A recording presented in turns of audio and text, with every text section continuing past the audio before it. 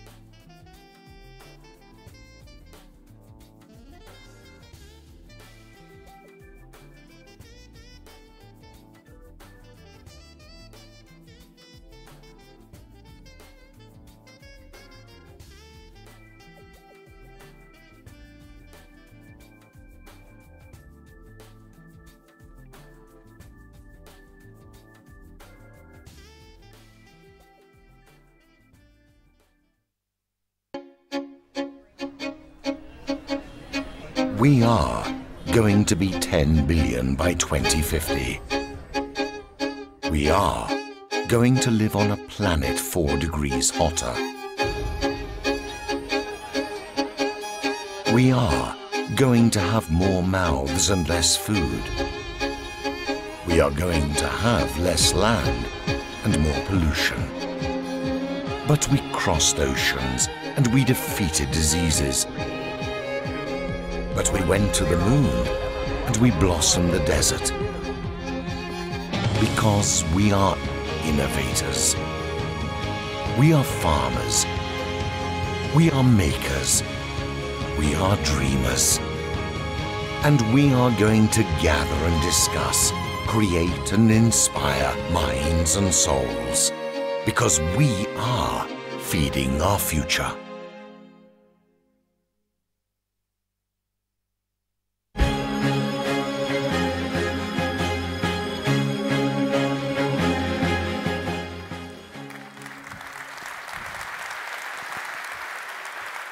Good morning, everybody. My name is Priya Mittal. I'm 18 years old, and I'm a high school student from New York City. I feel so incredibly honored to be at this year's Seeds and Chips conference, where we are gathered to discuss the future. Now, before we hear from former Secretary Kerry, I stand here as a representative of all of those trying to put an end to food waste. My company, Grow Green Tech, is aimed at minimizing the 6 billion pounds of produce that gets thrown away each year in the United States alone because people judge it to be ugly, not pretty enough, and therefore it isn't being bought. At a time when it has become vogue to showcase how we plate our food, let's ask the more important question. Where does the food on our plates actually come from? We are living in an era where technology is the modern architecture of today's society. Thus, I encourage all of you to connect technologies with your passions to create a product for the social good. If we do this, I believe that we can steer our communities towards a more productive and innovative future. So please join me in feeding the movement. Let's turn wasted food into wanted food together. Thank you.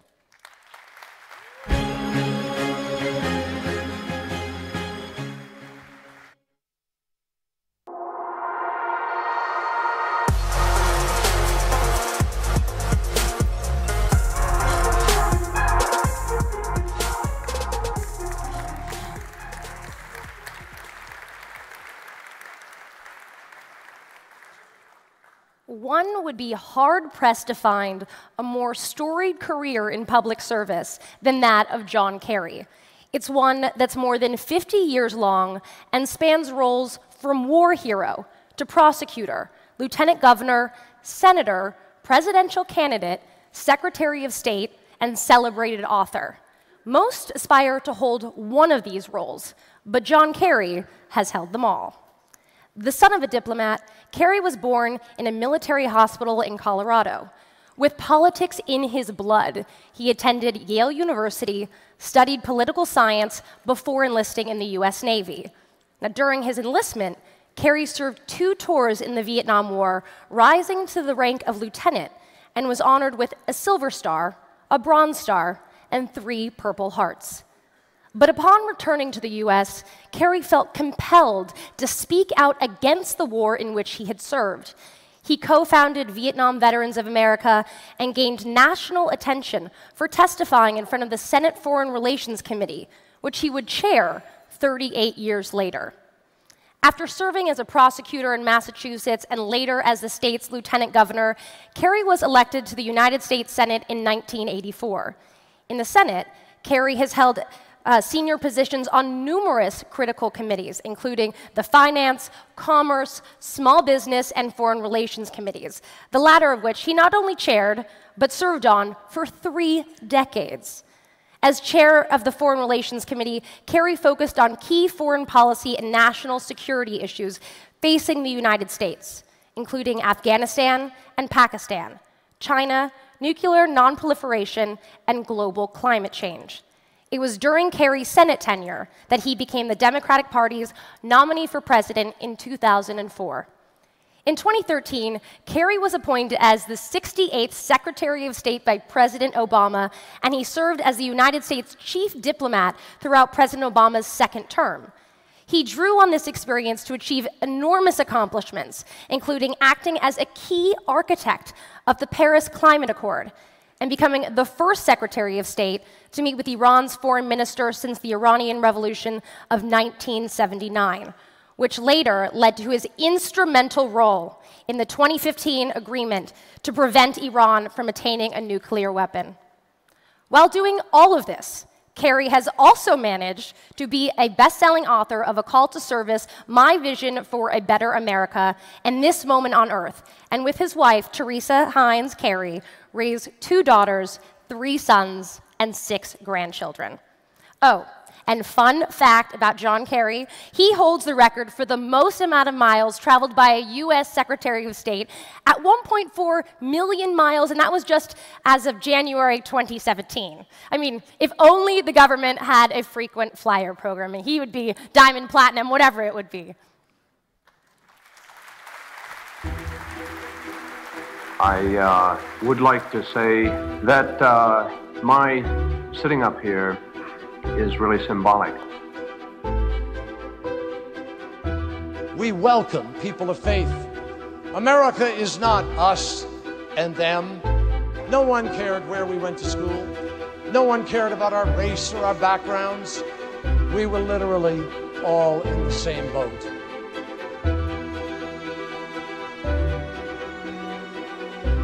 A young generation of entrepreneurs asked, what if we could take all the information in a library and put it on a chip the size of a fingernail?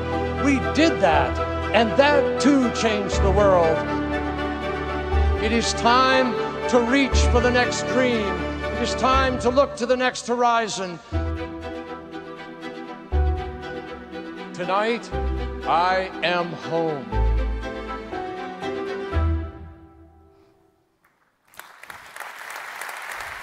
Ladies and gentlemen, it is my pleasure to bring back to Milan Mr. Secretary John Kerry.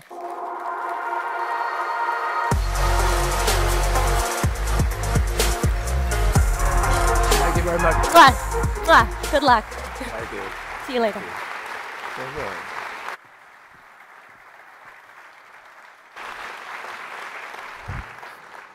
Buongiorno a tutti. Sono molto contento di trovarmi di nuovo in Italia. Grazie.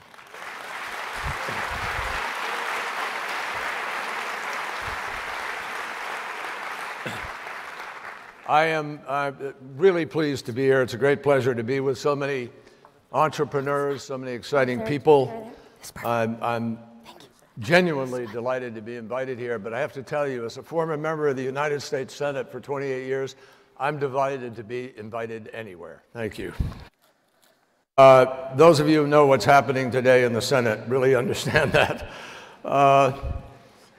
As Secretary of State, I had the pleasure of visiting here in Milan during the Expo 2015, and it was really fascinating to learn that so many of the inventions that we use all the time were first displayed at expos. We don't always think about that. But the telephone, the dishwasher, the touch screen, most of you probably have in your pocket right now. Some of you are aiming at me at this moment. And needless to say, it's almost a cliche, but when you talk about Milan and when you come to Milan, you think about Leonardo da Vinci. And so many things that we use today are traced back to him, the parachute, helicopters, some say even the bicycle. And some people have told me that if I'd used one of his designs for the bicycle, I wouldn't have fallen and broken my leg a few years ago. I'm happy also you gave me a chance to take a break in the writing of my autobiography, which is due in 5 weeks. And I begin with my beginning, some of which you heard about earlier, Colorado, Vietnam, so forth, activism. I go all the way up to 2003. I skipped 2004 because nothing interesting happened in 2004. I want to thank my very good friend for a long time, my brother-in-law, David Thorne, who preceded John Phillips as the American ambassador here to Italy. And I think he approached that assignment with great insight, great vision, with a passion for Italy, having lived here as a kid. And I want you all to join me in thanking David Thorne for his stewardship as ambassador.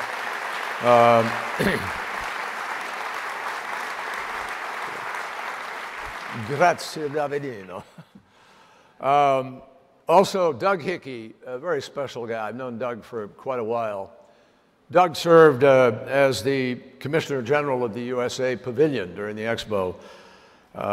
And he took the theme, American Food 2.0, feeding the planet, and he gave it a lot of life. I came here during that. Michelle Obama came here. We were both privileged to share in that important expo, which really is the foundation of what we're doing here.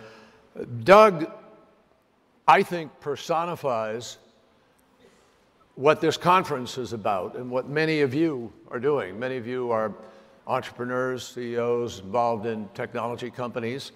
And part of this conference is geared to try to figure out how we harness the power of technology, which we all know can be disruptive in many different ways, and reduce that disruption and maximize the ability to be able to benefit the people of our countries, the people of the world. And Doug really did that. In the 1990s, I was one of the legislators in the Congress rewriting the telecommunications laws of our country back in the 1990s. And I remember when we did the rewrite, you know, everybody was thinking about telephony. Very few people were thinking about management of information, data. And almost within a year, this is a stunning statement, it's an acknowledgement of a deficiency, the bill that we wrote was obsolete. Doug was ahead of that curve at a time when people would celebrate the ringing of a phone in the old-fashioned hardline. Doug was out there laying fiber, working on the new world. And he started a number of different companies, all of them very, very successful, all of which shared the same goal, the goal that brings us here today, which is to find new ways to bring technologies to the marketplace, but technologies that can benefit people. And so that's why we're gathered here. And I hope all of you, I just want to celebrate, where's Doug? Somewhere. Doug, thank you for your terrific leadership and for your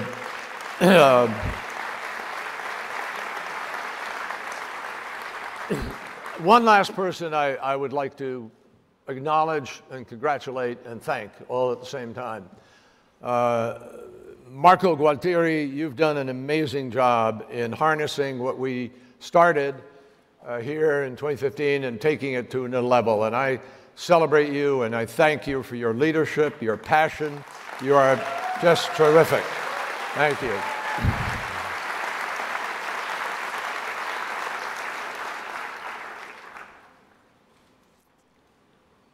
So,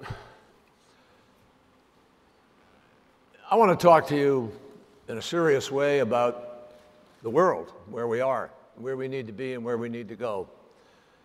I've spent a lifetime being involved in believing in the capacity of people to be able to make a difference. And I've seen again and again how that happens. Kerry Kennedy is here representing her father, Robert Kennedy, and the RFK Human Rights. People who are doing something every single day to make sure we don't forget the forgotten or the invisible, the powerless. People who deserve as much representation at the table of government as anybody else, but who, because of the hierarchy of money and the hierarchy of power, don't get that same voice very easily. And that's part of the crisis that we see today on this planet. We all grew up in a world, I certainly grew up in a world, where it was a bipolar world, the world of the Soviet Union and the West. And in the 1950s and 60s and 70s, we had an arms race where we spent trillions of dollars until two leaders came together. Ronald Reagan, an improbable one in that effort, and Gorbachev, Mikhail Gorbachev. And in Reykjavik, they decided we were going to suddenly turn around from having 50,000 nuclear warheads pointed at each other to now lowering that number to 1,500 or so, with the belief that we can still go further. But dangerously, we find ourselves today with certain individuals who are talking about a new arms race, who are talking about a new expenditure of the amazingly important resources of all of our countries that should be going to health and going to building schools and going to building infrastructure and building the future. Instead, building weapons in yet another round, as we see the INF Treaty at risk, as we see the START Treaty at risk. So we're living in a world where today everything is moving faster, folks. Information moves faster. I mean, nanoseconds. A lie can travel around the planet in seconds. And the truth has hardly put on its boots and gotten going. That's dangerous in democracies. It's hard to be able to figure out what the baseline of facts are. I had a colleague in the United States Senate called Daniel Patrick Moynihan, a senator from New York, a very brilliant man. And he had a very appropriate and famous saying now. He said, "Everybody is entitled to their own opinion, but you are not entitled to your own facts." So how in a democracy do you make good decisions if you can't even establish what the baseline of facts are? People need to stop and think about that, because we have global challenges coming at us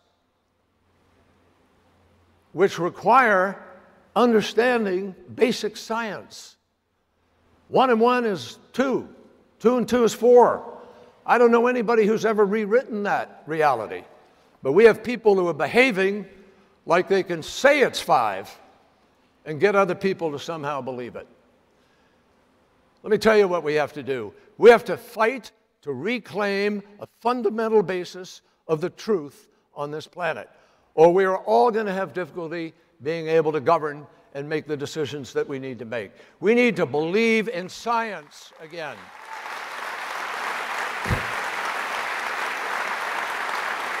Now, let me put that into a context for where we are here today. And we're going to have a great opportunity with some young entrepreneurs and doers to talk a little more. So I'm not going to, I hope we can chat a little bit about the Iran nuclear agreement, which the major decision will be made later today. But I don't want to talk about it in the context of these remarks. I want to try to stay on the topic that we all are currently concerned with, which is food and technology and the global future. But the fact is that one of the truths that we know we have to begin to deal with is the reality of problems that are man-created, man and woman-created, person-created, that are currently simply not being addressed adequately. 1 in 9 people wakes up in the morning with hunger pangs, and they go to bed at night with an empty stomach.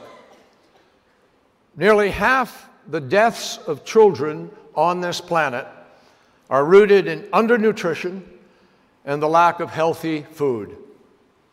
That's what brings many of you here today. Seeds and chips, the marriage of what we grow in the earth and what we grow from our minds.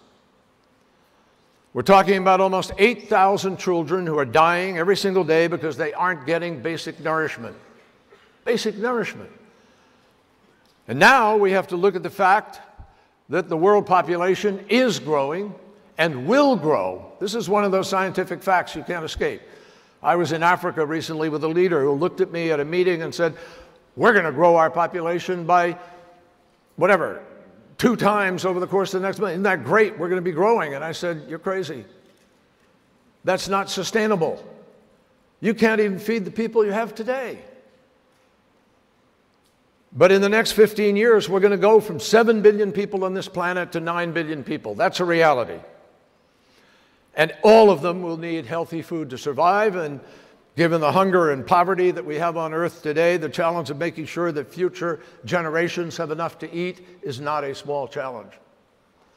Now, obviously, there are many ways to approach that, and you're talking about them. You've been talking about them yesterday, you're going to talk about them today and tomorrow, and that is wonderful.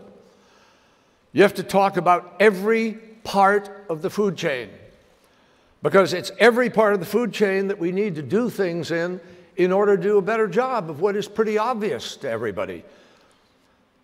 Yes, we have to produce more food. Oh yeah, for certain we have to. By some estimates, we're going to have to increase food production by 60% between now and 2050, just to keep pace with the rising number of mouths to feed. But growing and raising the food is only part of the challenge, obviously. We also have to be better stewards of the food that we have. We need to be making better choices about the food we serve and what we eat and what we waste. We're wasting food almost as quickly as we are producing it. Shame on us. It's ridiculous to be talking about people who can't access the food or afford the food at a time when it's really just a management issue, a question of whether or not we put our brain power to the task and whether or not political people care enough to make a difference to meet those fundamental needs. That's what it's about. Today, fully 1/3 of the food that we produce is thrown away before we even put it on the table, let alone the amount of food we put on a plate, which goes back to the kitchen, thrown away. Millions of people who could eat more and better if we just got smarter about food harvest, food storage, and food distribution. And think of the natural resources we would save in the process. Water, land, energy, if food production were more efficient. So this is not a foo-foo, tree-hugging, gooey, do-gooder meeting, folks. This is an important gathering of thoughtful people who know we can make a difference in the lives of our fellow human beings. And we have to celebrate that by coming up with cogent, thoughtful ideas which we can present to political leaders who aren't leading, but who will take what you give them and hopefully understand why it makes sense to implement it. So millions of people in rural and urban areas alike just don't have access to food, or they don't have the economic means to be able to access it. There are simple ways of distributing, harvesting, and doing things that would meet that need. Now, this is important. Just dealing with the food chain in the way that I have described is not the only problem that we face with respect to providing nutrition to people on the planet. In some cases, getting more food from our resources isn't the solution, it's actually the problem. And I'm talking particularly about illegal, unregulated, unreported fishing that takes place around this planet in the 18 or so major fisheries of this globe. We are currently seeing too much money chasing too few fish, and the result is that 1/3 of the world's fish stocks are already overexploited, and the rest of the fisheries are at or almost at the expendable level where we're going to lose the stocks. Species like tuna, mackerel, are literally at the risk of being absolutely wiped out. Now, I know a lot about this because for years I was chairman of the Fisheries Committee in the United States Senate. And when I became Secretary of State, I decided we needed the United States to take a position on that. We need to get the world to take a position on this. And so I started something called the Our Oceans Conference 4 years ago now. We did the first one in Washington. We got major philanthropies, Walmart, Oak Foundation, Pew Foundation, various others. We raised about $6 billion in order to put it into enforcement, and put it into regulation, put it into more knowledge about the science of the oceans. And I'm proud to say we created the largest marine protected areas in the world, and more of them than at any time in history. In addition to that, the next year, Chile did it. And the next year, we did it again in Washington. So we had 3 of them under our belt before I left. Well, last year, folks, in Malta, the EU hosted it. This year, Indonesia is hosting it in Bali. Next year, it will be in Palau. The year after that, Norway. The year after that, Russia. People are lined up to accept responsibility now in an institutionalized way to try to deal with the oceans. But just think about this. 400 to 450 million people have come out of poverty in China, 400 million in India. In China, they've discovered sushi. Imagine what happens when 400 million people who've discovered China want their blue tuna on their plate, and they want it soon, right? Sustainability. We have to think about sustainability. And in the middle of all of this is the biggest challenge of all. And this is what I want to lay out to you just for a minute, then we'll sit down and we can have a conversation. I have been involved in the climate change issue for more than 30 years now, 40 years. I led the fight in the United States as a lieutenant governor to create a trading mechanism, then called cap and trade, where we reduced the sulfur that went into the water. Why? Because we were killing our lakes and streams. I went to Norway, I went to Sweden, I went to Germany, saw what was happening in the Black Forest, saw what was happening to the lack of fish in our lakes and rivers. And it was happening in the United States. We had lakes that were dead back then because of sulfur. We were doing that. And so we came up with a mechanism by which we took the sulfur out, and you don't hear about it anymore. Why? Because we solved it. Republicans and Democrats alike came together. There was no politics, no ideology. We had a problem, and we went out to try to deal with it. You can't even begin to start to have that conversation today because of the polarization and the dysfunctionality. The fact is that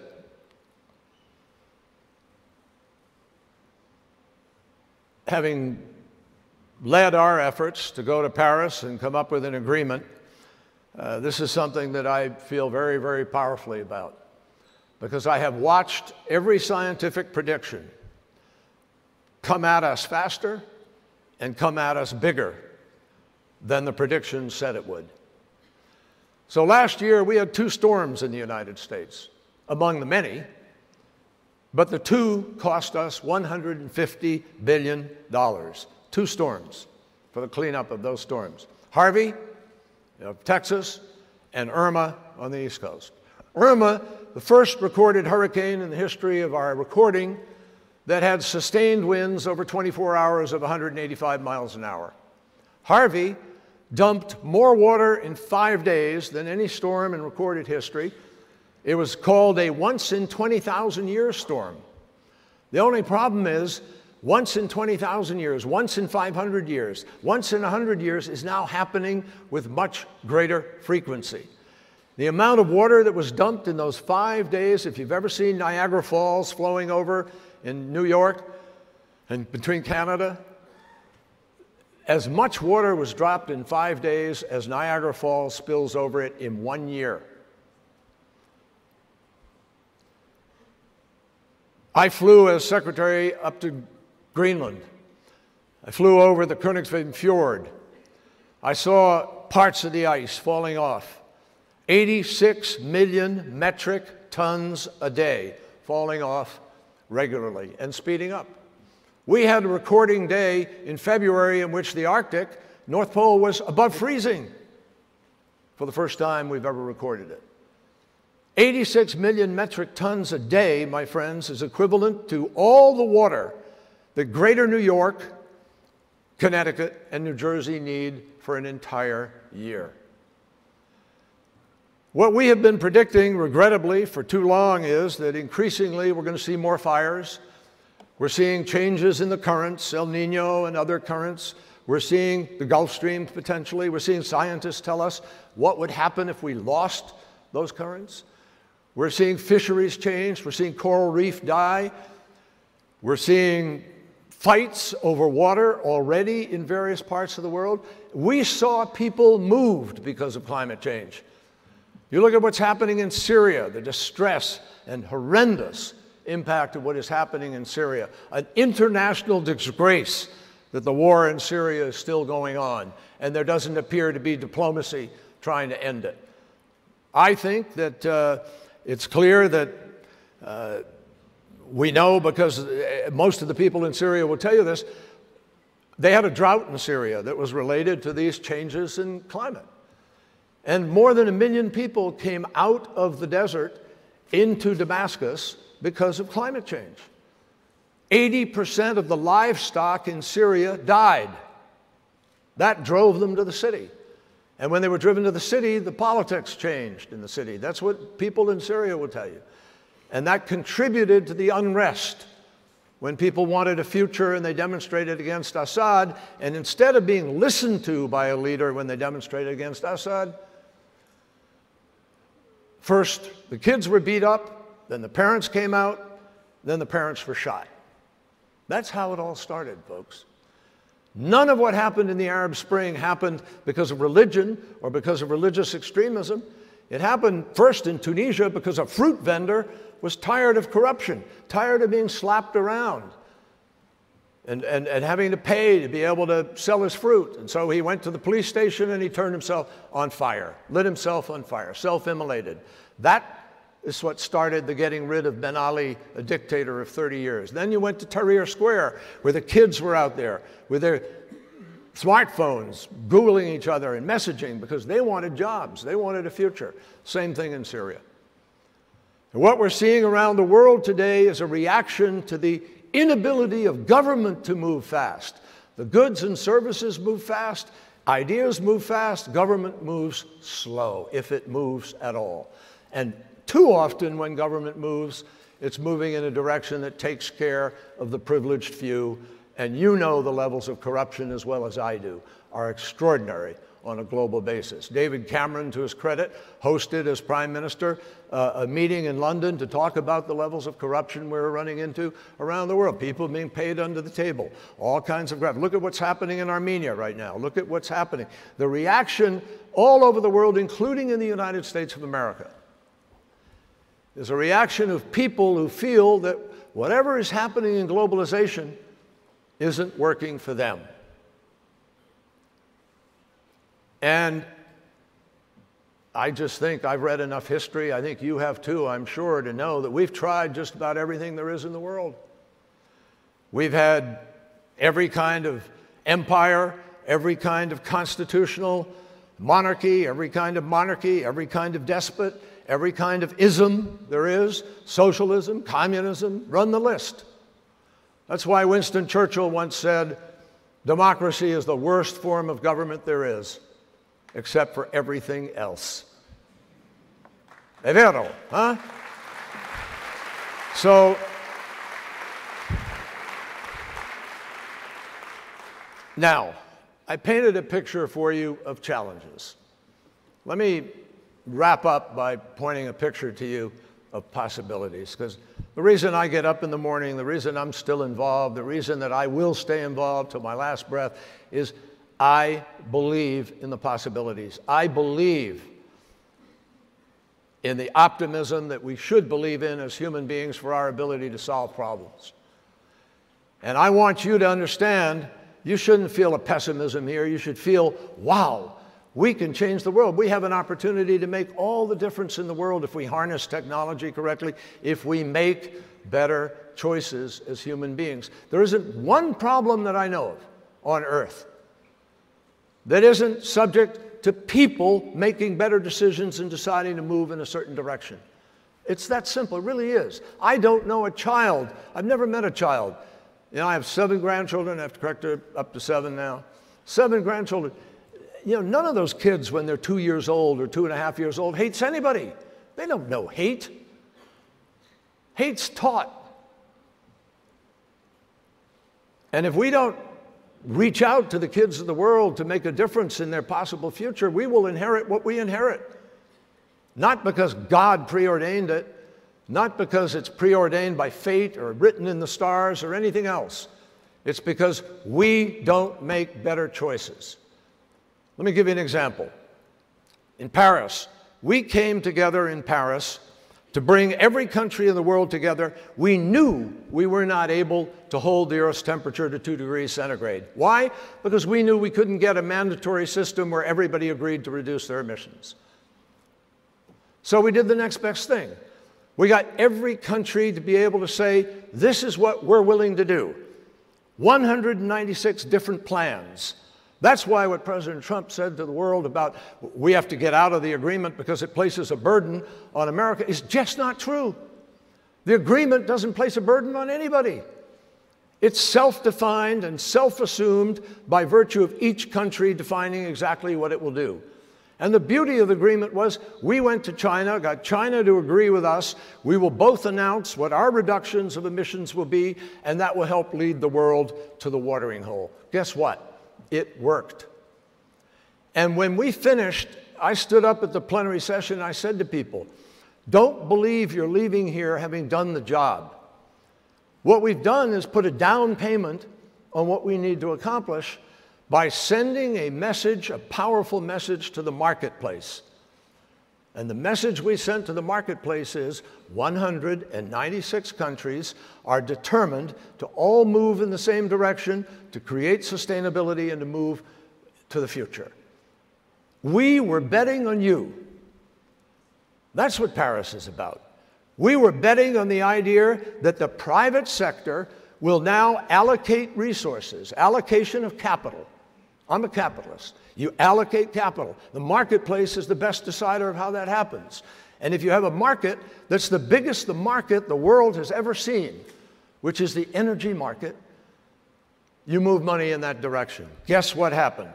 The last 3 years, more money has moved to sustainable, alternative, renewable fuel development than any other fuel, and more than fossil fuel for the first time in human history. That's an incredible change. Last year,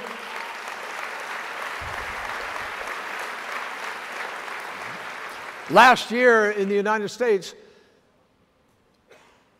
3/4 of the new electricity that came online in our country came from solar.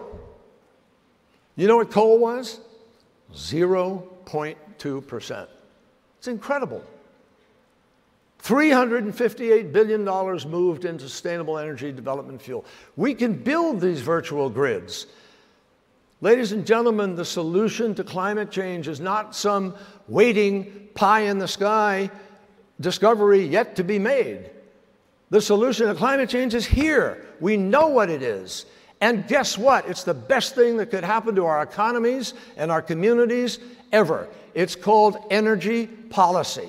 If we use sustainable energy policy, build solar, hydro, natural gas as a bridge, wind, we can have virtuous cycles in our country and we can solve the problem of climate change. And you know what it takes? It takes elected leaders who want to put that vision in front of their countries and go for it. It's that simple. That's what we have to do. So in the United States, I got news for you.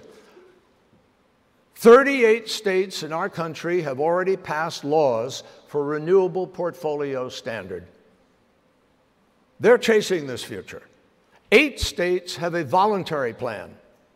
That means 38 states in the United States, the equivalent of 80% of the American population, has decided we're going to continue. So Donald Trump may have pulled out of Paris, but I got news for you. The American people are staying with Paris, and we're going to meet the Paris goal. We're going to exceed the Paris goal. That's what we're going to do.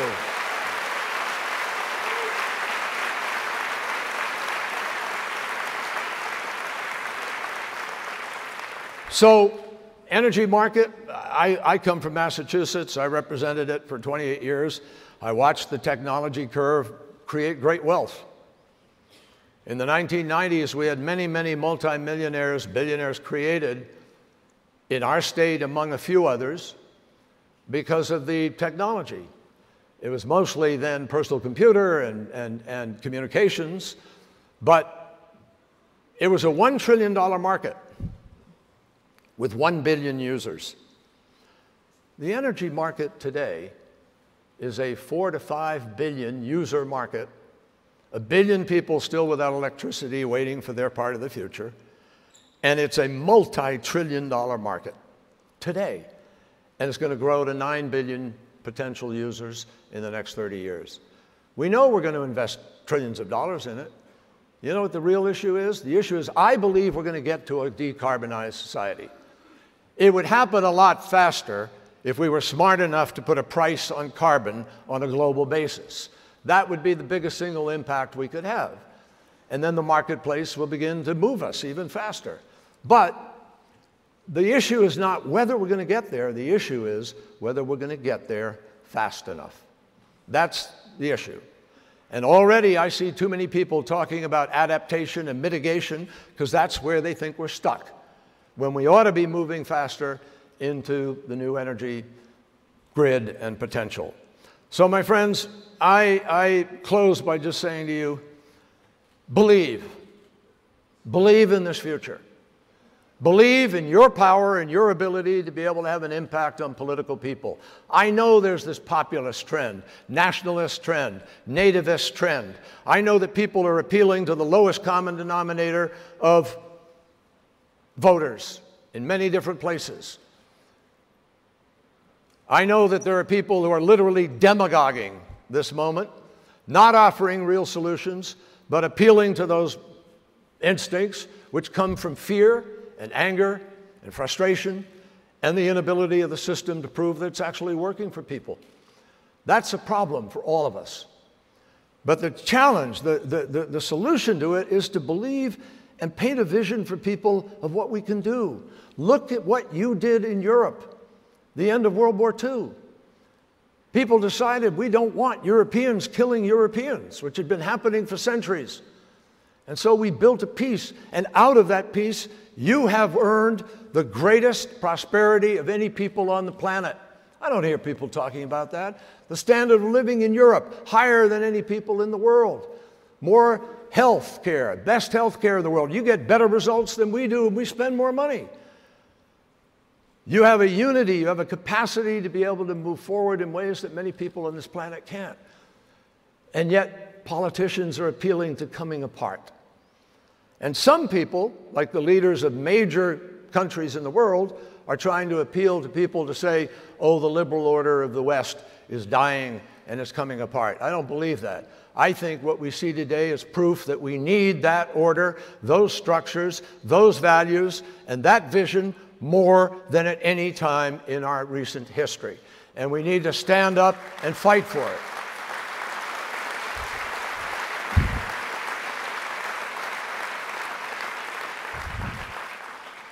We are curing diseases we never thought we'd cure.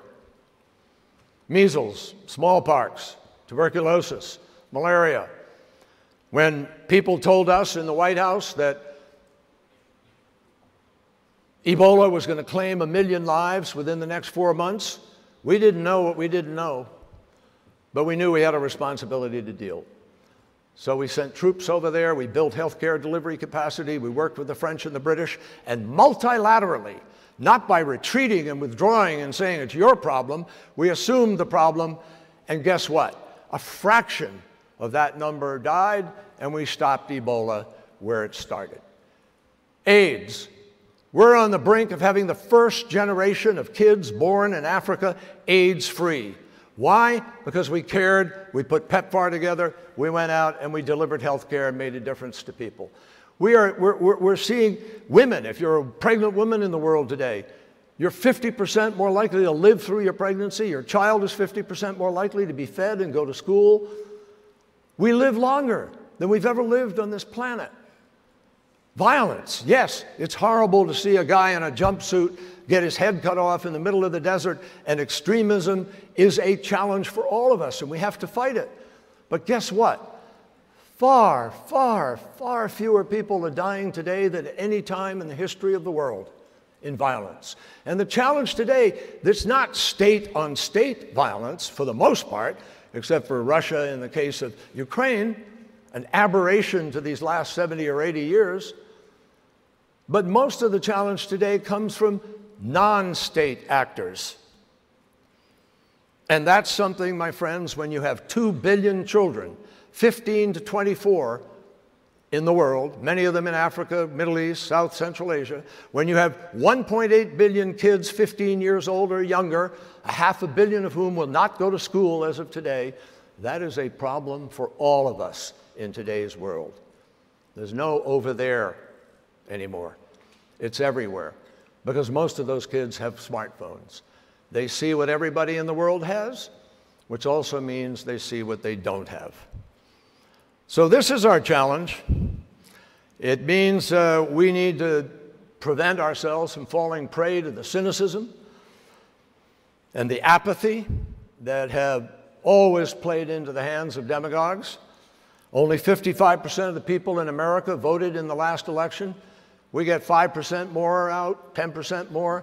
We're going to reclaim the future of our country, and I think that goes for other countries too. So we have to stay focused. I believe that the human spirit is inexorably marching, always, towards a place where we can tame the worst instincts of human behavior, and where, in a search for freedom and individual expression and for the full rights of people, people can build an ever stronger global community if we will recognize our own power, listen to our own conscience, and act on it.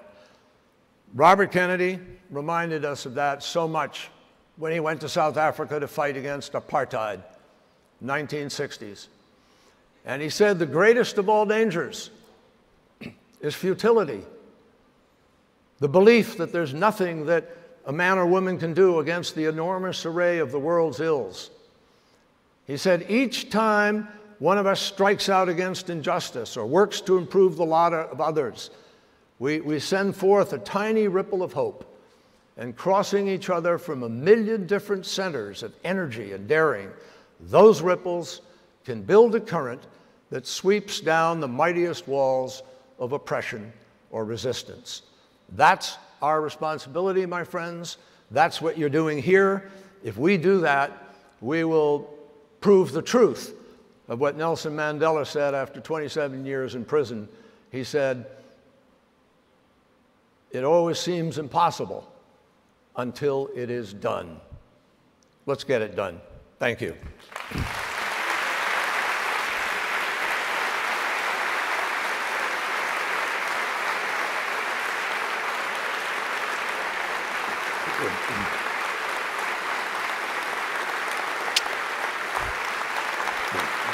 Thank you very much.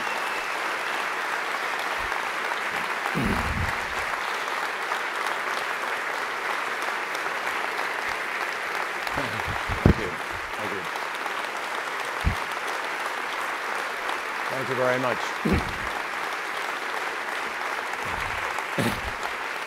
Thank you. Thank you so much, Secretary, for those beautiful words. Yes, and I would love to invite to the stage now our amazing Teennovators and young leaders. We have Morgan, Jing, and Firas. Please join us on stage. Where do you want me to sit? Where do I sit? Hmm? Where do I sit? Oh, sit right there. Yes, thank you. Hey, guys. Nice to see you. How are you? Good to see you. How are you? Nice to see you. Hello. Nice to see you. You guys could sit right here? Oh, I'm so sorry. Secretary, do you mind sitting right there? I couldn't see that chair behind you. You're so tall. Thank you.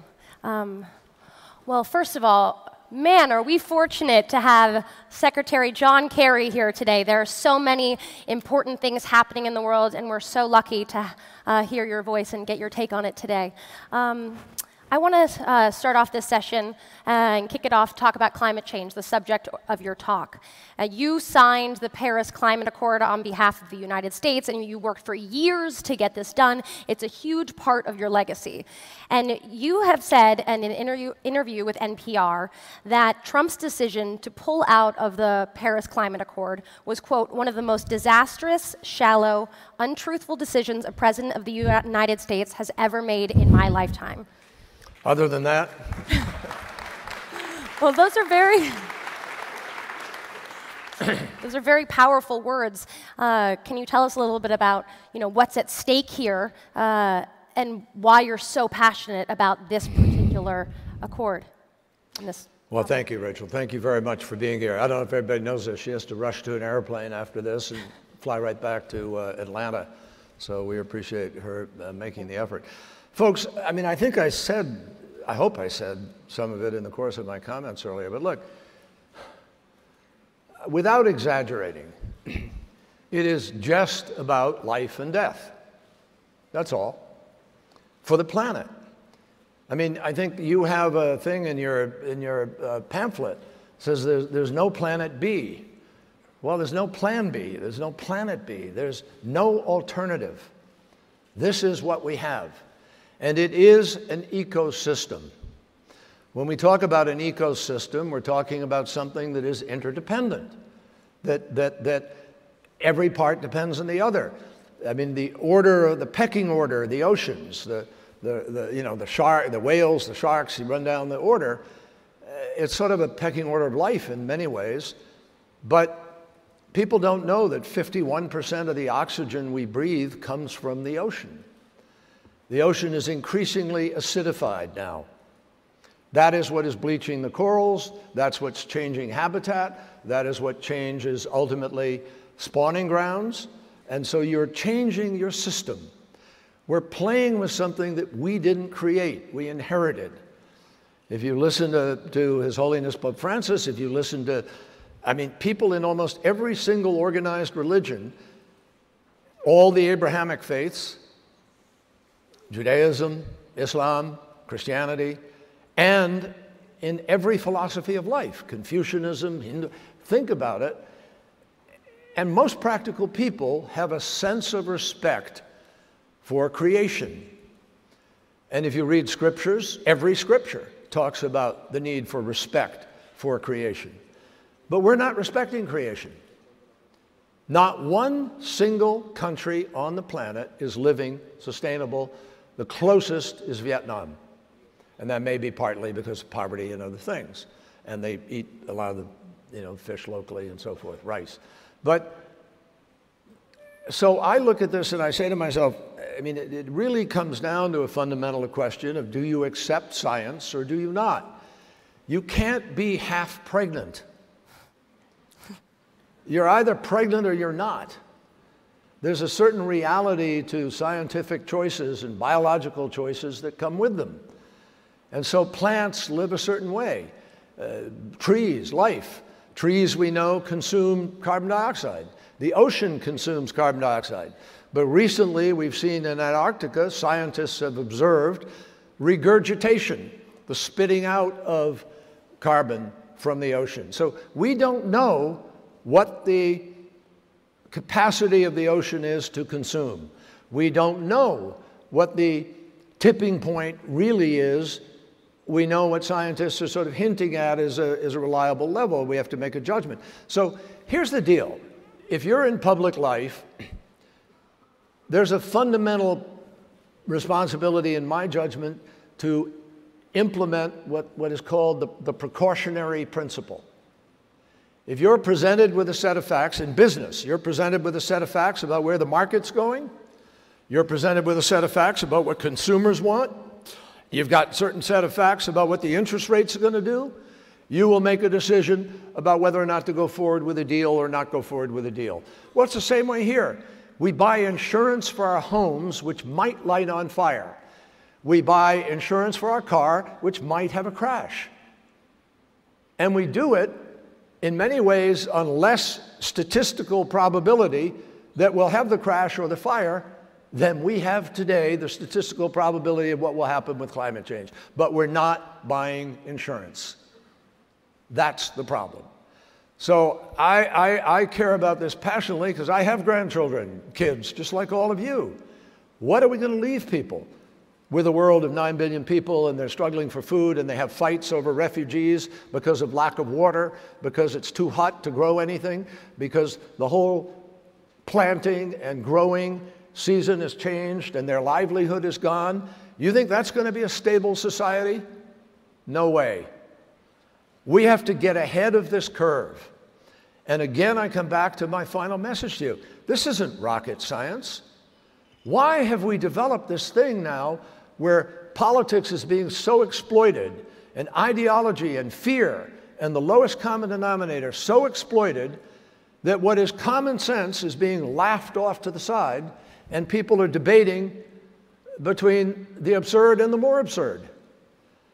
We have got to reclaim our mandate as the thinking people on this planet who have a set of choices and we start to make those choices. And I'm passionate about it because I think we're going politically in the wrong direction at a moment where the planet is crying for us to move in a very specific way.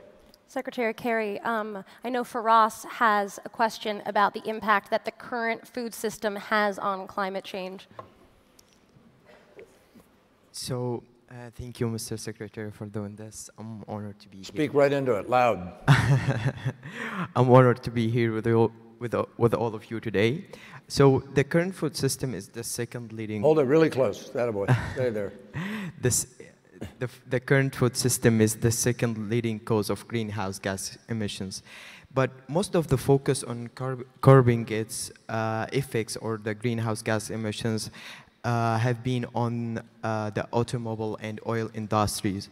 So do you think it is time to refocus our efforts and make the food system a priority? Sure. I mean, that's why we're here. And we concentrated, obviously, early on automobile emissions, trucks, automobiles, coal-fired power plants, because those were the biggest emitters. And we wanted to try to get the biggest grab of carbon dioxide out of the atmosphere. But the only way to get this done is holistically. I mean, this has to be done as holistically as any healthcare issue you have as a human being or anything else. It's a health system. The reason the planet maintains or did maintain a sustainable 57 degrees Fahrenheit temperature is because we have a greenhouse gas, a greenhouse effect. It is the greenhouse effect over the Earth that actually makes life livable on Earth. And what you have with people who are climate deniers are people who are denying the notion. Why is it called a greenhouse? Because it acts like a little greenhouse. It contains the heat.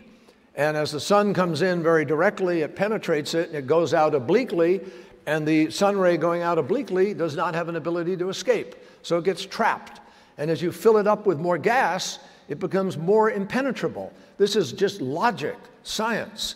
People who deny this effect are literally deniers of science. I mean, you know, you look at Leonardo da Vinci and you look at Italy and its history here.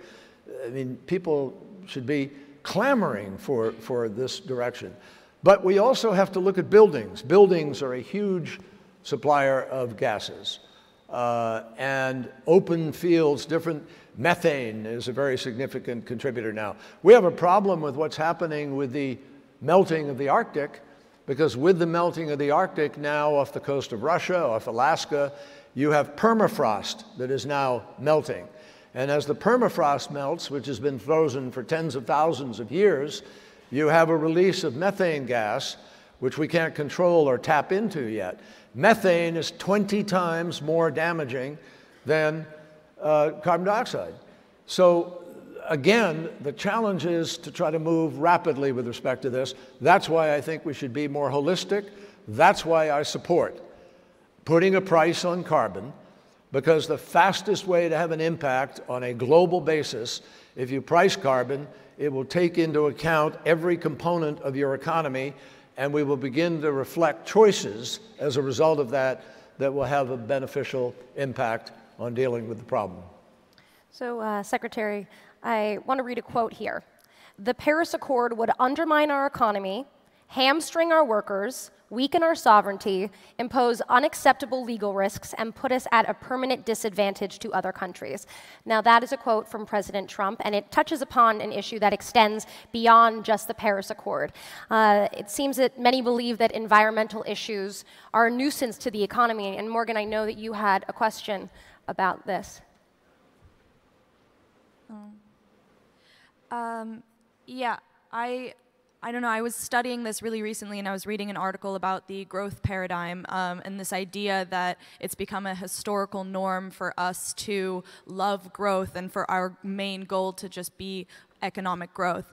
However, it did also talk about how that can be in conflict at times with sustainability and trying to find ways to keep, to change from fossil fuels to renewable resources and things like that. So I wanted to know, how are environmental issues necessarily opposed to economic growth? Well, there is no reason. I mean, I think over time, years ago, there was this sense, maybe 20, 25 years ago, when I was first involved, the first thing I did politically when I came back from Vietnam was to be involved in Earth Day in America, 1970. And we organized around Earth Day. We brought 20 million Americans out of their homes, which was a massive demonstration back then. And they all demonstrated saying, we don't want to live next to a toxic waste site.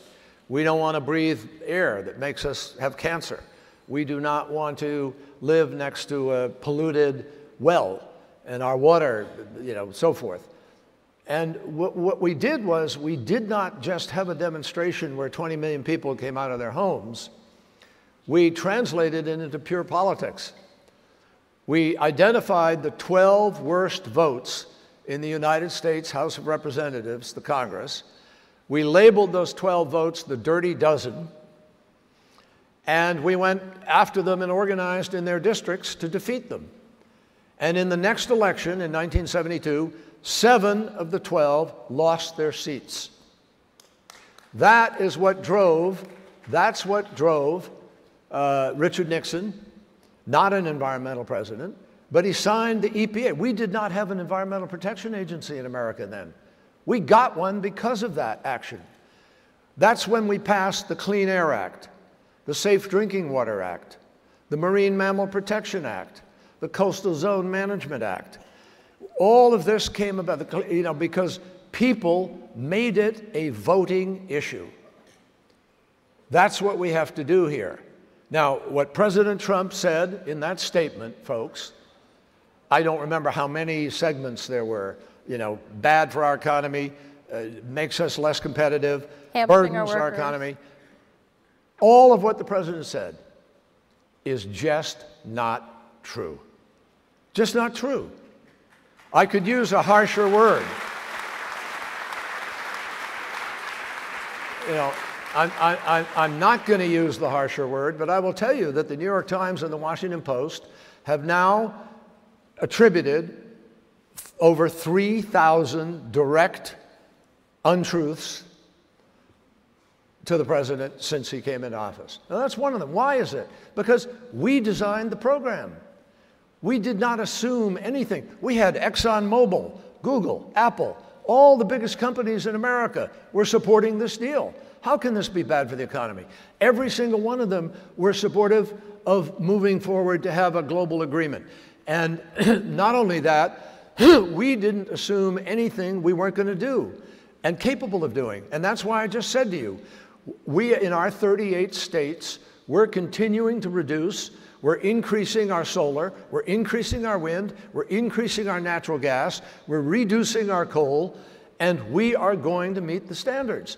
It's not hurting our economy. We have 3.9% unemployment. We have a high stock market. We have more money pouring in than we can invest effectively and properly. So this is just not true.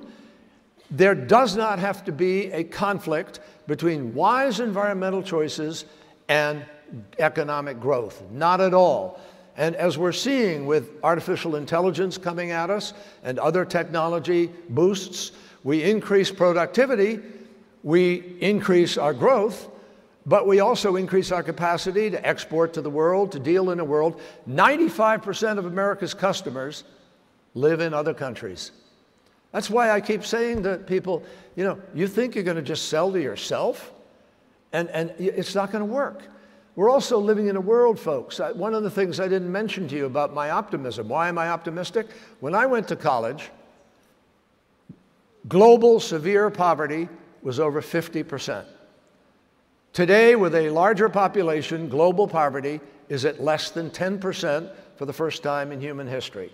And it's coming down, and it will come down, because we are increasingly going to be able to bring people into a world in which the practices they adopt, the jobs they do, the things they choose to give their life to, will be sustainable, and will not rip at the economy the way the unsustainability of today's world is. So we're using resources like there's no tomorrow. We rip apart parts of the earth with open pit mining. We don't reclaim the land.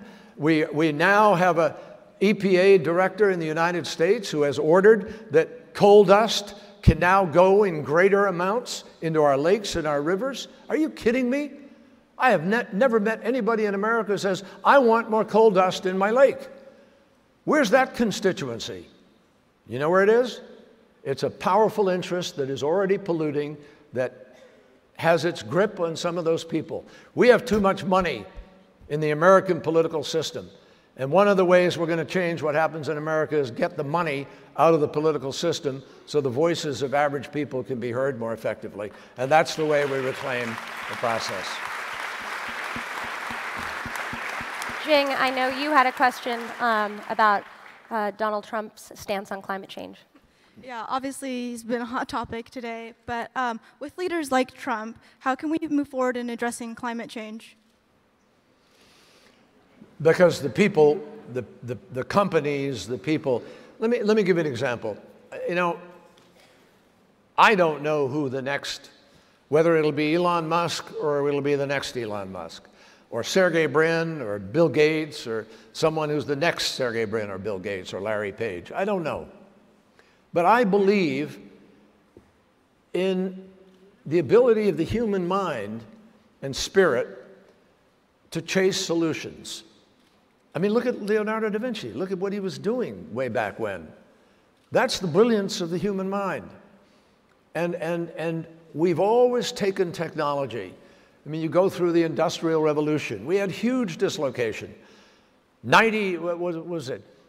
Over 50% of the American workers in the 1900s, in the early 1900s, were in agriculture. You know what it is today? About 1.5%, 2%, somewhere like that, 1.5%. But we're at 3.9% unemployment. So people are working, they're doing different kinds of jobs. We have the ability as human beings to decide what we value. There's a big fight going on right now in a number of states in America over teacher pay. We have to value teachers more. They're teaching our kids, they're building the future. But what we decide to value is critical. 52% of all the income in the United States goes to 1% of Americans. That is not sustainable. That is not sustainable. And I do not believe in confiscatory taxation. That is not what I'm talking about. I believe in fair taxation. I served on the Finance Committee of the Senate. We offered a plan for a global grand bargain agreement to resolve our bigger budget issues. We don't have to raise taxes, you know, you have to have a fairer distribution of the tax system. But if we don't do that, the record of the world is that you'll have some angry person appealing to people's anger and fear, and it will lead you in a direction that you don't want to go. And I just say this to everybody, it's slightly off topic, but it's partly on topic. I talked about Europe a little while ago. The history of the last century taught us that when you have economic fear being exploited by demagogues, and it is joined together with discrimination and anti-sectarianism of one kind or another, and then it is joined together with economic difficulties, the history of Europe is not good, and you know it.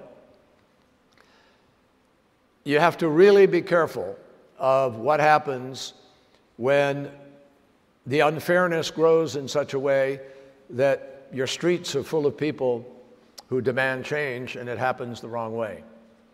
So and that's true everywhere in the world. Dictators who today are changing their constitution so they can have third terms. the numbers of failed states that I observed and failing states as Secretary of State. I don't view that as a problem over there that we don't need to pay attention to.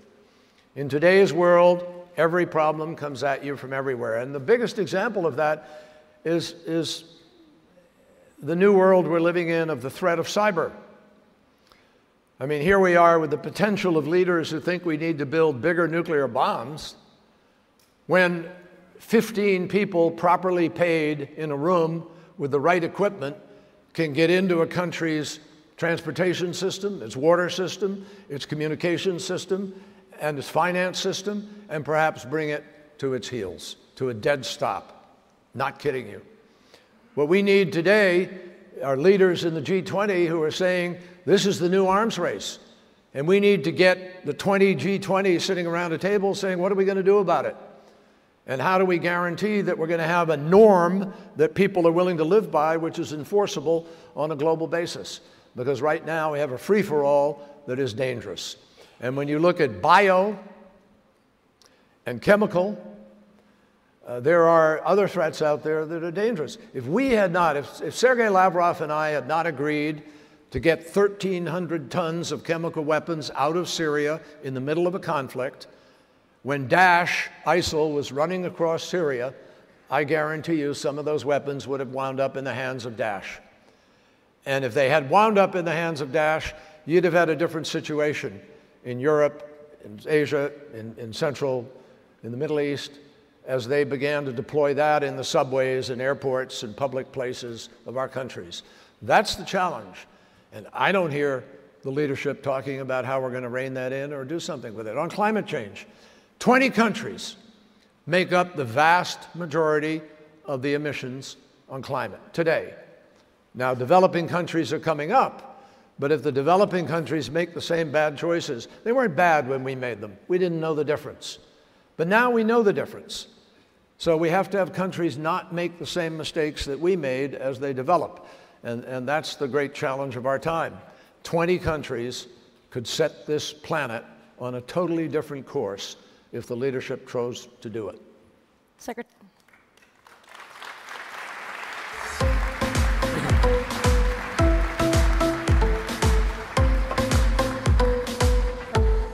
We've got a little surprise moment here.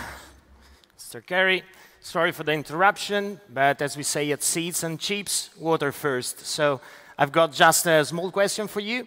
You talk about the importance of oceans, and plastic patch and microplastics actually that pollute oceans, they've been probably underestimated until now. So which are the strong actions that can be taken in order to face this huge problem? Well, it's great. That's a great introduction. I thought we were going to have a dance contest or something. That tango you guys were talking about. I'm getting ready to, let it out here.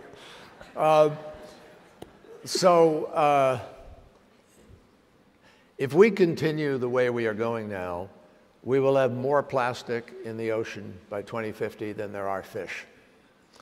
And what marine biologists are discovering is that it's making a profound impact on marine mammals, birds, seals, fish, crabs, things. It's a serious challenge. There are a lot of ways of approaching it. People really ought to be getting a vast reduction in the plastic usage. I know there's an industry out there that's built on it. We're never going to not have it, but we have to have it with far greater responsibility. I know in Europe, for instance, in various places, you've actually been leaders. You're ahead of us on this. But people need to take reusable bags to the grocery store and not fill up with plastic bags that are going to wind up on a beach. We got to do better than plastic water bottles, which by the dozens get thrown away. We just have to learn to use this more effectively. Plastic has to be treated with a completely different premium on its returnability, on its usability, and we obviously have to train people to do a more effective job with respect to when they have to use plastic, or they do choose to use plastic, they have to use it responsibly. Not throw it out the car window, not leave it on the beach, not leave it in the refuse, so to say, where a strong rainstorm can spill it out into the water. and we have to do it. Eventually, I hope people will get into completely sustainable, reusable containers. I mean, that's the real secret to it. We're not stuck with plastic to put something in to drink or to carry or to buy in the store. We have alternatives. And smart business people are now moving to have containers that are completely biodegradable and completely reusable. And that's probably the best way that we could move of all. Thank you very much. Thank you.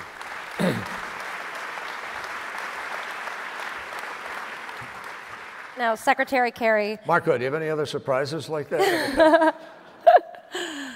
Secretary Kerry, I can't have you sitting in front of me and not ask you about the Iran deal.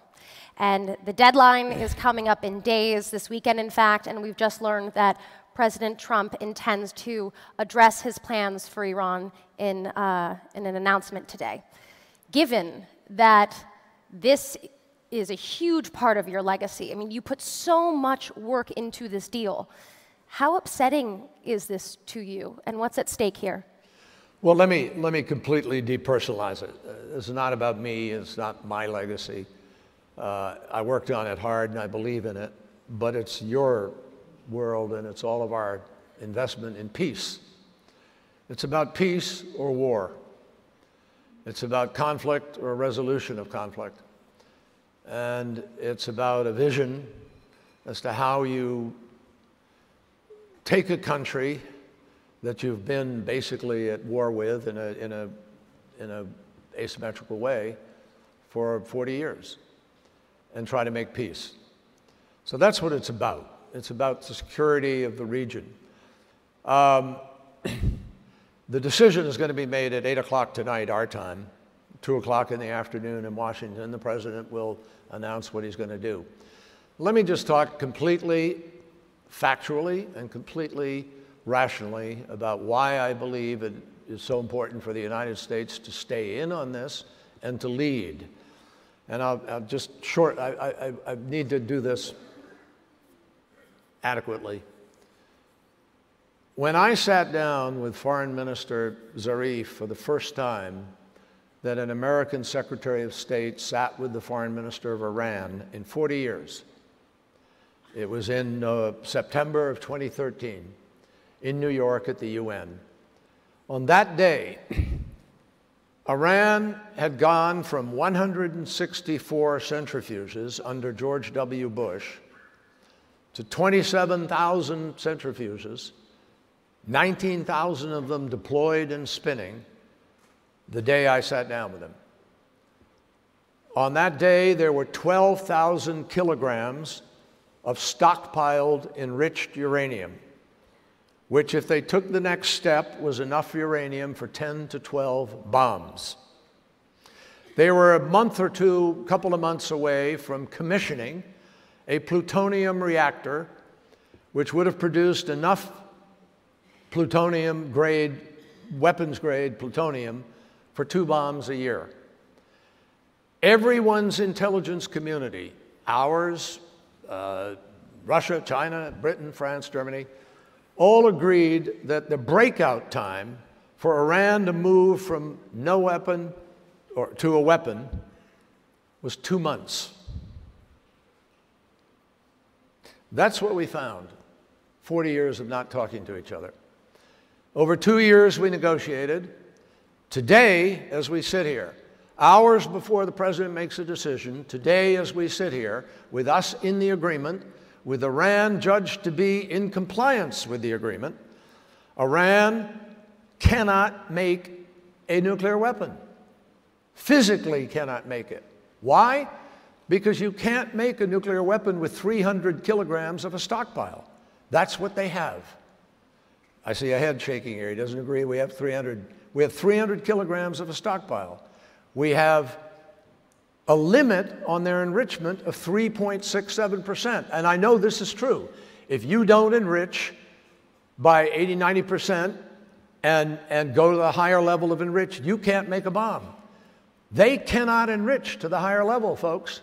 And how do I know that? Because we have 130 additional inspectors in Iran who were put there for personal inspection on a daily basis of every facility. We have radio seals that have been put, radio transmission seals on the centrifuges. We have television cameras in their centrifuge production facilities. We have cradle-to-grave tracking for 25 years. Cradle-to-grave tracking of every ounce of uranium that they manufacture and mine and mill, put into the centrifuge and take out of the centrifuges. And we're tracking every aspect of it. Now, what you hear from the opponents of this is, well, there are pieces of this that go away in 10 or 15, 20 years. It's true. Iran is living under the single toughest, single most transparent, single most exhaustively accountable nuclear agreement in the world. That's the truth. Today, as we sit here, before the president makes his decision, Iran is living by the IAEA, the International Atomic Energy Agency. The agency says they're living up to it, and we have the inspectors to know it. Why on earth would you voluntarily, by choice, decide we're going to pull out? And Iran has the right, if we pull out and break the agreement, to go do those things. So things that cannot possibly happen for 15 years, for 13 years now, you're going to suddenly reach out, grab that 13 years, and pull it to today, and make all the bad things that might happen suddenly happen tomorrow. What is the logic of that? Oh, the logic of that is, wait a minute, Iran is misbehaving in Yemen. Yes. Iran has got Hezbollah under its thumb. Yes. Iran is got missiles, and we don't like them. Yes. And guess what, folks? When I negotiated this, we left the missile sanctions in there. We raised missile sanctions in this agreement. We didn't take them out. We have human rights sanctions still in the agreement. We didn't take them out. We have an arms embargo in the agreement. We didn't take it out. So it is dishonest to say to Americans that, well, because of these other things, we don't have any leverage. But here's what's going to happen.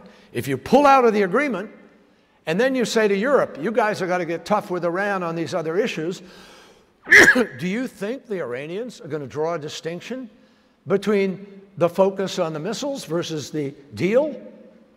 Do you think an Iranian leader's politics are going to allow him to come back to the table and sit down and say, well, they pulled out of the deal, now we got to go back and negotiate with them? You tell me what leader in what political system would have the ability to be able to do that. Come on. The best thing, and I told the administration, the best thing the administration could do is say, look, we don't like the deal, but we're going to stay in it, but we're telling you right now, you got to deal with these problems, and we're going to work with our European friends to make sure you do. And if you don't do it within this period of time, then there may be some consequences. But to play your hand and get out, take away some leverage, give them an excuse to go do other things, that's good negotiation? Please. It doesn't make sense. And here's the bottom line, folks. As of today, we have something else. By the way, I need to make this clear. You know, the president calling this the worst agreement negotiated ever, et cetera, clearly doesn't make it the worst agreement negotiated ever. And I challenge anybody to find an agreement that's tougher than the one we have in place now. This is 159 pages of detailed requirements compared to the 4 pages that existed for North Korea during the 1990s, which they didn't keep. And we also have Iran living by something called the Additional Protocol. The Additional Protocol allows the United States or Europe or all of us together to physically challenge Iran to have an on-site inspection for any facility that we have reason to believe they may be misbehaving in. We can physically go and inspect it. And if in 28 days they haven't allowed us to get in and inspect it, every single sanction we took off goes back on automatically. No vote. If there's a vote, We would win that vote because we set it up in a way that Germany, France, Britain, and the United States have 4 votes, Iran and Russia and China are 3 votes. So we feel protected in this. The additional protocol is not timed out. It's for the life of this agreement. And when the administration says, well, we don't like the fact that they'd be able to enrich a little more, you may not like it, but there are 13 countries in the world that are doing it, that are allowed to do it under the IAEA. And the test is not whether or not they're doing it, it's whether or not you know what they're doing. And the way to know what they're doing is have the inspectors there and have them living under the IAEA. So if you're a non-proliferation treaty NPT country, you've signed on to the NPT, you're living by the NPT, you're living by the IAEA, you have inspectors, and you're living under the additional protocol, you are still living under the toughest agreement in the world, and no country with the additional protocol has been able to move to a nuclear weapon. So again, I say, let me tell you about this deal. The world is safer with this deal. And if you're going to deal with them on missiles, people say, why didn't you get a missile deal beyond what I got? By the way, I did get a deal. They wanted 0 years. We wanted 10. We wound up with 8. That's a victory. And when people say, well, you didn't do Yemen, or you didn't do this. Well, we did a lot of work on Yemen. Iran actually worked with us to get 3 ceasefires in Yemen. The truth is that I believe there's an opportunity to do some diplomacy here. If you get out of this deal, you're not going to be doing diplomacy soon. And the reality is, with the tensions between Saudi Arabia, Israel, Iran, and the region, you could very quickly see this spiral downwards into conflict. And you see some of that betting in the price of oil that's already started to inch up. So the world is safer with this agreement. Israel is safer with this agreement. And there are security people in Israel who will tell you that. The region is safer with this agreement. And you are far, far better off dealing with an Iran on the issue of missiles, human rights, Hezbollah, Israel, Yemen, if they don't have a nuclear weapon, than if they are free to go move towards one. That is common sense. And I hope the president will decide something that is made on common sense. Secretary Kerry, there have been reports that you have been working behind the scenes to save the Iran deal, meeting with foreign leaders and diplomats. Is this true? And what do you make of Trump's criticism of your involvement? Well, it's particularly strange to hear any criticism at all coming from an administration that got involved with Israel directly on resolutions before they were even sworn in to office. But let's not even deal with that. Let's just deal with what I'm doing. I'm not negotiating with anybody. I have conversations with leaders in the world who are friends of mine and people that I've met when I travel, and I continue to have conversations, and I've simply urged people to do what is pretty obvious, which is I think the deal is working and I think people should stay in the deal. But I'm not doing any kind of major diplomatic initiative on it. I'm just doing conversations with people when I engage in meetings in various parts of the world, which is normal for anybody. Henry Kissinger travels to China, goes to Russia, deals with people. Colin Powell, all of us who've been secretaries of state have friends, people in government, and we have conversations with them.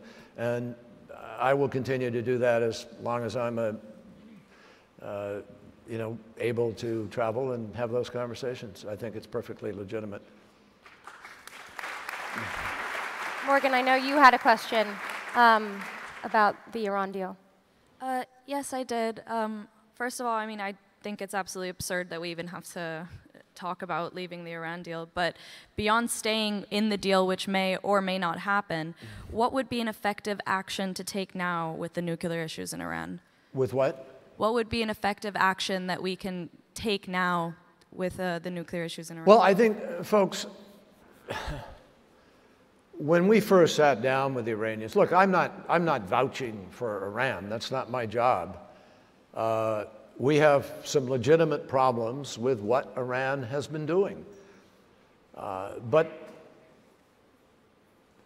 And we labeled Hezbollah a terrorist organization a long time ago. And we believe that Iran's reach into some of our friends' countries in the region is bad, wrong. But the way to deal with it, I think, before you go to war, I mean, this is ingrained in me, I guess. In Vietnam, we fought a war that diplomacy could have avoided. A war which, if people had really understood what was happening in Vietnam, if they'd understood the civil nature of the war, if they'd understood the history of Vietnam, if they'd understood that the domino theory was never genuinely a threat, and while, yes, we opposed communism, you know, if they'd understood the Vietnamese people and the way they were looking at the world, as I learned very much firsthand, they would have made a different set of decisions. Iraq. I went to the UN and met with all of the Security Council member nations and asked them if we were to wait 3 months and continue to exhaust the effort with Saddam Hussein, would you then be supportive of perhaps some leveraged force in order to make sure we can have the inspections that we need? And regrettably, and they said, yes, of course, we just want diplomacy to be thoroughly exhausted here. I have always said, as a matter of principle, that going to war needs to be the last resort. And the first resort has to be the proper engagement in diplomacy to see if there are ways to negotiate a reasonable way forward. That doesn't mean capitulation. That doesn't mean appeasement. That means a reasonable meeting of the needs of nations with adequate enforceability and transparency to be able to uphold your principles and achieve a way forward. That has happened many times in the world. We negotiated with the evil empire Russia for 40 or 50 years. We ultimately limited an arms race. Nixon went to China. Henry Kissinger helped open up China. It was then Red China. A complete no-no for any conversation at all until a president had the courage to reach out and try to make something happen. So where is the diplomacy today? Is it going to be diplomacy by ultimatum, or diplomacy in a way that tries to understand what is the perspective of this other country? Iran is Persia, Persian Shia. Most of the Middle East is Sunni Arab. And what we need to do is understand where people are coming from in the threats they feel and the fear they have. If we did a better job of understanding that, I think we could resolve certain differences. I understand the Saudi feeling. They have a right to believe that Iran should not be in their backyard. They have a right to believe they shouldn't be surrounded by nefarious activity. But if that nefarious activity could be ended by virtue of coming to an agreement on what the mutual threats are or how people are going to interact, you could have a different outcome. Do you know, my friends, that the single least integrated region economically, socially, travel, in any way whatever in the world is the Middle East? They don't trade, they don't talk, they talk actually, sub rosa, but it's the least integrated place on the planet. And I think what the president is doing could conceivably contribute to the exacerbation of those tensions, not to finding a legitimate way forward through diplomacy to avoid conflict. Secretary Kerry, we're running out of time, but just one last quick question for you. We're hours away from President Trump announcing his plans with Iran. What is your message for him? You know, if you don't mind, Rachel, I think I've spoken for what I think should happen. I think it's very important to stay in it, obviously. I hope the president will make a wise decision, a decision which will enhance the security of our country and the region. And I wish him well in that decision-making, and we'll see where we are after he's made the decision. Thank you so much for all of your words. And Secretary Kerry, We have a little surprise for you in that one of our panelists you've actually met before, and we have a little photo to jog your memory here. Is it up there? Oh, there, yeah. That's Jing right there, sitting on your lap. She's all grown up, doing amazing things. Anyway, once again, thank you so much, Secretary Kerry, for joining us. I can barely see it, but anyway. Round of applause. And also, I'd like to invite to the stage the man behind Seeds and Chips who makes all of this happen, Marco.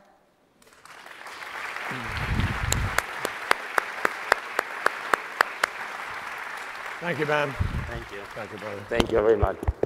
Thank you. I want to thank you from the deep of my heart, not just for being with us today and supporting Seeds and Chips, but because you are an example of dignity and wisdom, and with leaders like you, there is nothing we cannot accomplish. So thank you very much, Senator Kerry. You. Thank you very much. Right. Thank you very much.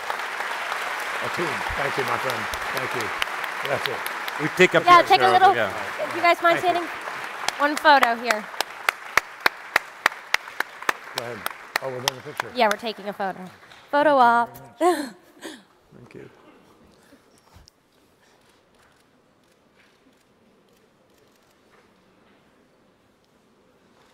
Secretary Kerry, thank you very much. Secretary of State, John Kerry. Thank you. Thank you guys so much. Thank you very much. Thank you so much. Really appreciate it. All right, thank you.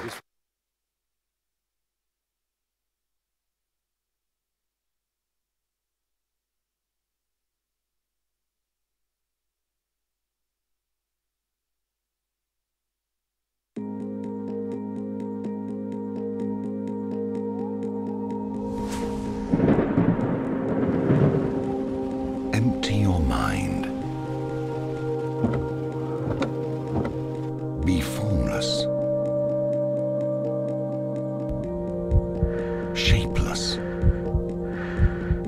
Like water. If you put water into a cup, it becomes the cup.